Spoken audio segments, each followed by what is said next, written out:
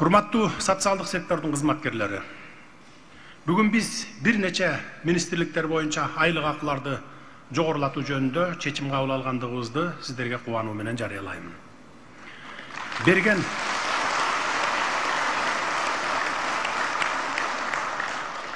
Берген убадабыз боюнча сөзүбүзгө туруп, бүгүндөн тартып сиздердин айлыктарды көтөрдүк. Өткөн жылы өзүңүздөр билгендей, медиктердин айлыктарын көтөргөнбүз.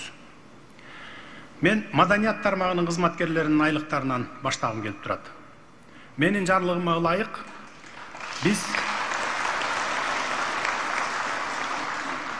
айлык акыларды дээрлик 100%га көтөрдүк. Бир-эки мисал айта кетейин.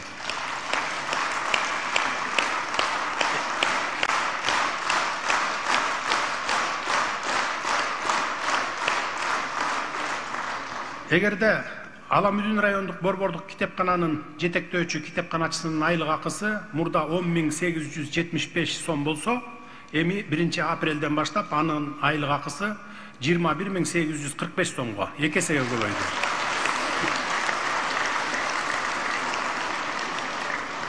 Нарындагы мамлекеттик областтык тарыхый этнографиялык музейдин жетектөөчү илимий кызматкери мурда 17.550 сом алса, эми 33.222 сом алат.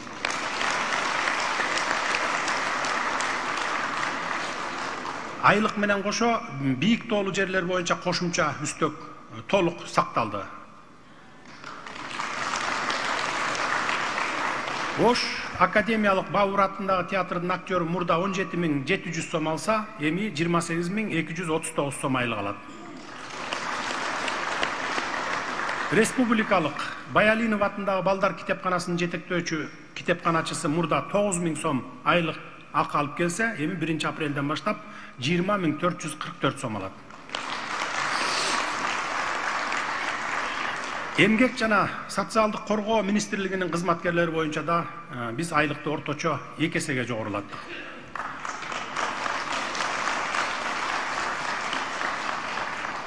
Вначале мне хотелось бы особо выделить присутствующую здесь работницу Республиканского учреждения протезно-ортопедических изделий Ольгу Ивановну Николаевну. Она сидит в президиуме здесь. Я имел честь поздравить вас, уважаемая Ольга Ивановна, в прошедший день 8 марта. Тогда вы от имени всех работников вашего завода обратились с просьбой о повышении зарплаты. Я очень рад сообщить вам, что правительством принято решение об удвоении зарплаты.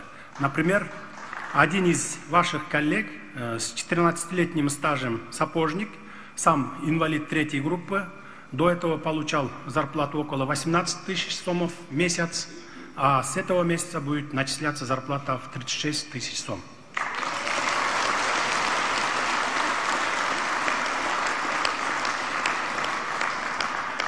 Ошондой эле ушул жерде отурган Атбашы райондук социалдык коргоо башкармалыгынын башчысы Тилек Султангазы уулуна да токтоло кетейин. Ал дагы президиумда отурат. Шайлоо өнөктүгү маалында сиз мага социалдык кызматкерлердин айлыгын көтөрүп берсеңиз деп кайрылган элеңиз. Бүгүн сиздин өтүнүштү толук канааттандырдык. Билесиздер, дал ушул адамдар жалгыз бой кары картаңдарыбызды ак ниеттен мамиле кылып, карап багып келишет.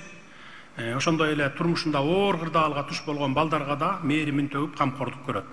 Алардын айлыгы бийик тоо шартында 7500 сом эле болчу. Эми бул айдан баштап 14.000 сомго чейин, стажы көп болсо андан да көп алышат.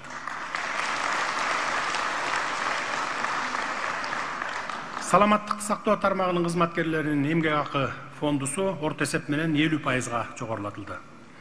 Бул жерде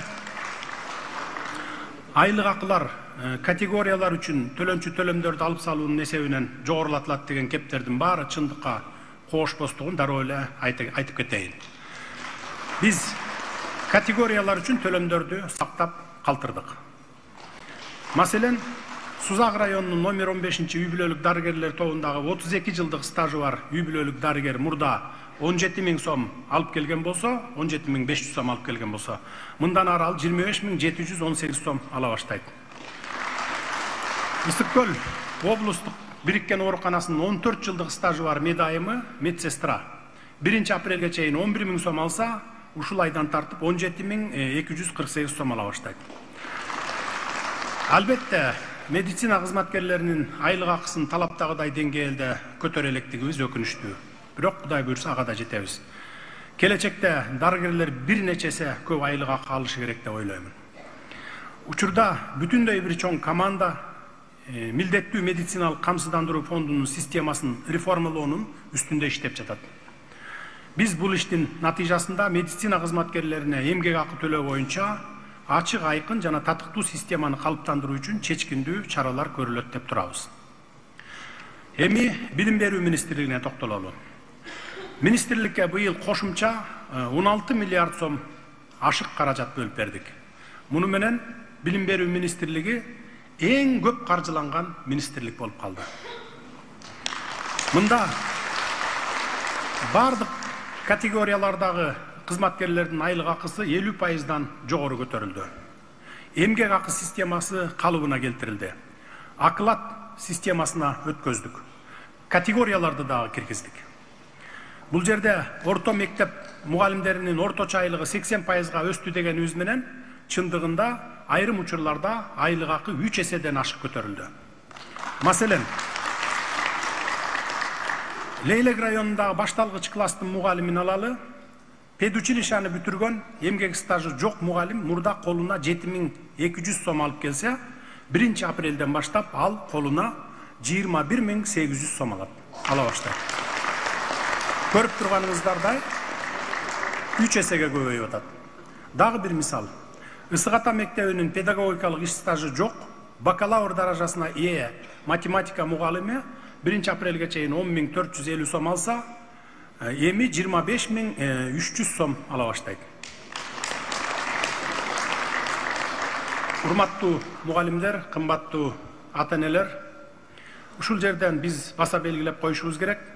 Мугалимдердин айлыгына акчабызды мындан ары дагы аябайбыз. Мүмкүнчүлүк болор замат дагы да жогорулатып беребиз. Бирок аларга коюлган талабыбызды дагы мындан ары катуу коебуз. Ушул айдан баштап бардык мектептерде аттестациялоо иштери жүргүзүлөт. Балдарыбызга, келечек муундарга сабакты эң татыктуу, эң акылдуу, эң дасыккандарыбыз окутсун.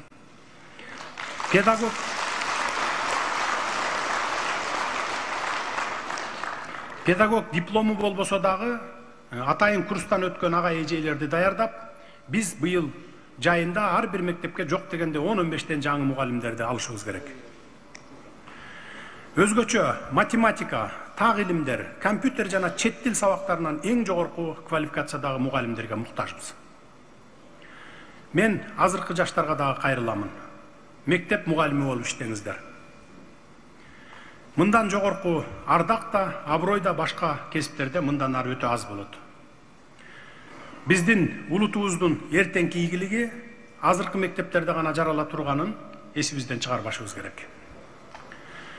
Мектепке чейинки билим берүү мекемелеринин, бала бакчалардын тарбиячыларынын эмгек акысы дагы 80%га өстү. Эми бардык министрликтердин кенже жана техникалык кызматкерлерине өзүнчө токтоло кетейин. Биз аларды да унуткан жокпуз. Бул кызматкерлердин эмгегин адилеттүү баалоого өзгөчө көңүл бурдук. Алардын айлык акыларын дээрлик бардык жерде 2 эсеге жогорулаттык.